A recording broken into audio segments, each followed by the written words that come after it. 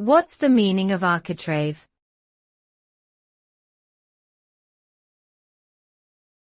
Architrave.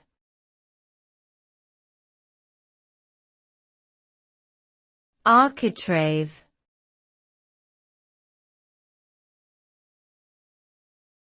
Architrave.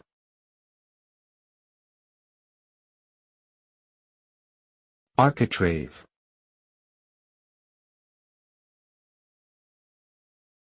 An architrave is an architectural element that refers to the lintel or beam that rests on the capitals of columns, supporting the entablature.